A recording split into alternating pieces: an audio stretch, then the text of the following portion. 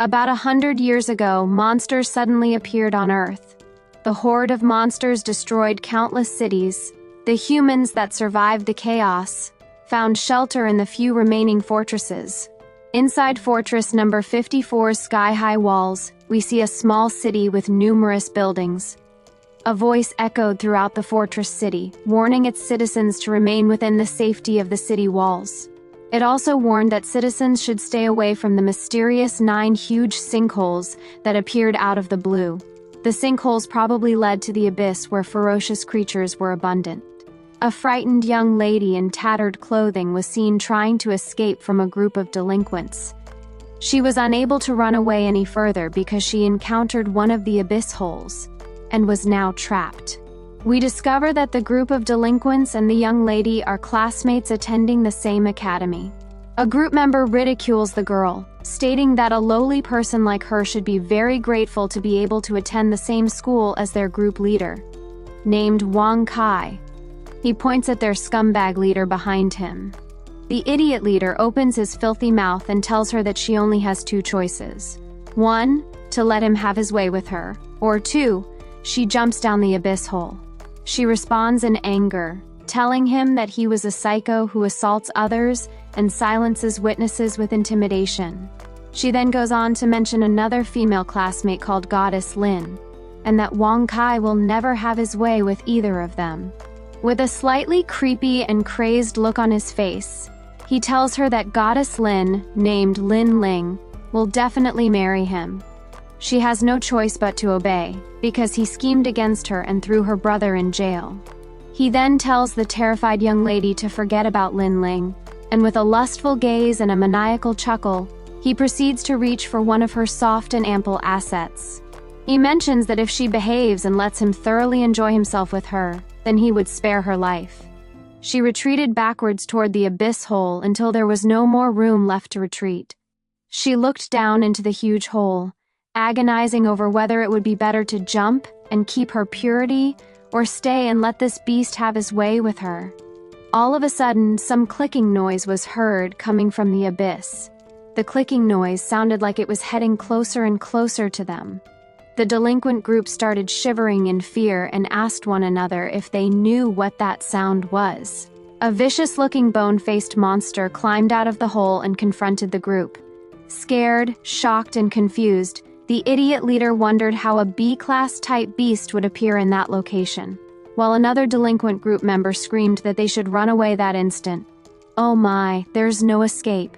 These morons are toast. Wang Kai, showing his true scumbag colors, immediately grabbed the petrified girl and used her as a meat shield against the monster. He pushed her towards the creature and started telling the monster that the girl's meat was more tender and tastier than his. The beast ignored the girl and headed towards Wang Kai, which greatly puzzled him. The beast swung its powerful arm and threw a punch at the idiot leader. The monster's punch was so OP or overpowered that the idiot leader's entire upper body was literally blown to pieces, leaving only the lower half. The horrible sight would certainly make one gag uncontrollably.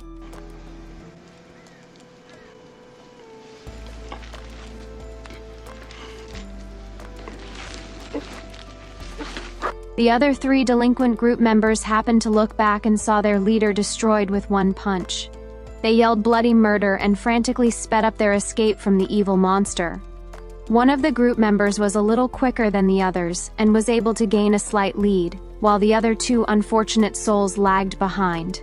The 2 slower members could only helplessly look at the bone-faced monster leap up into the air, hoping to crush them beneath its feet when it landed.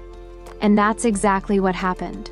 The beast landed right on top of the 2 slower members and crushed their lower bodies to a bloody pulp. The last remaining delinquent kept running away with all his might and at this point, probably pooped his pants. He ran even though he knew it was pointless, since it was inevitable that he was going to die. The monster, even with its huge body, swiftly caught up with the last delinquent.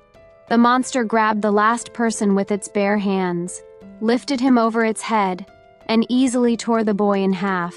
The young lady was too scared to flee for her life, and knowing she couldn't escape, She could only sit and watch the entire horror show until it finally concluded.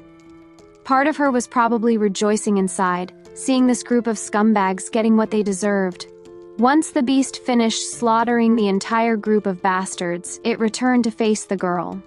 With tears streaming down her face, she started talking to the beast, telling it that it was better to die in its hands rather than... Before she finished speaking, the beast paid her no more attention and quickly jumped away, leaving her surprised that she didn't die. The monster's legs were so powerful that it could leap tall buildings in a single bound. Congratulations. If you were able to recognize that saying, then you're definitely a dork. Just kidding. The monster would leave behind a huge crater at each spot it landed. Meanwhile, back at the academy, we see a furious man slamming his hand on the desk because he just found out that his son, Wang Kai, had died. It is revealed that besides being the father of the scumbag Wang Kai, he is also the principal of the academy. Two people, who were tasked with maintaining school security, were seen kneeling in front of the principal being reprimanded because someone died on their watch. They explained that their underground monitors did not detect any abnormalities. They speculated that the bone-faced monster must have snuck in from the outside. Gritting his teeth, the principal called their speculation pure nonsense. He found their explanation that the monster snuck in, hid on the abyss wall and ambushed his son totally unbelievable. The reason was that bone-faced beasts had less intelligence than birds, so it was impossible to plan an ambush. And these two were just trying to divert his attention to avoid taking responsibility. Fed up, he gave them an ultimatum to find out who exactly it was who killed his son. Regardless of whether it was a human or monster that killed his son, the culprit had to pay.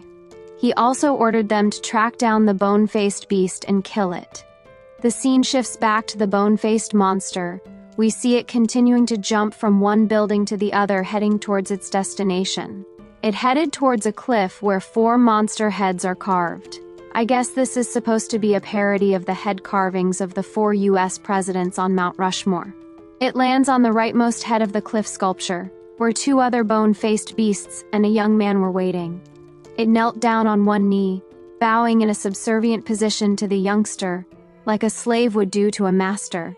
It roared in a loud and enthusiastic tone as if saying, "Master, I've returned and completed my mission successfully as you commanded.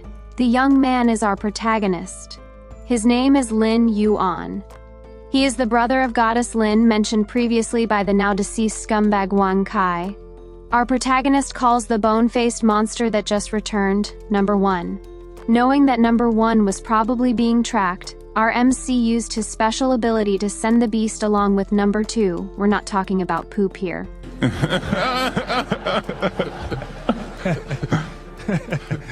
Into his beast space. In a gloating tone, he mutters to himself, since Wang Kai purposefully threw him into prison. Then in return, he took that idiot's life with his pet monster. They were now even. Our main character's special ability was his trump card. It was a monster capture system. Beasts that other people feared and ran away from were all targets for him to catch. Since his task of wiping out the group of trash was complete, he commanded the remaining bone-faced monster, named Number 3, to take him back to prison. After climbing atop Number 3's shoulder, the beast pushed off the ground with its powerful legs and shot into the air like a cannon, headed towards the prison. Along the way, our protagonist was deep in thought. He knows that the bone-faced beasts were very powerful beings of rank B class. They can kill users with abilities as well as users who had just awakened their powers. Once he landed on the ground inside the prison walls, he knew that even though he had 3 powerful bone-faced beasts under his command, he was still not powerful enough. With a snap of his finger, he sent Number 3 into the beast space and pondered his next move. He looked up at the sky and decided that his most urgent issue was to find a way to get out of the prison legally. While heading back to his jail cell, he released another creature from his beast space and issued his command. A seductive-looking spider demoness materialized from the beast space, eager to obey her master's command.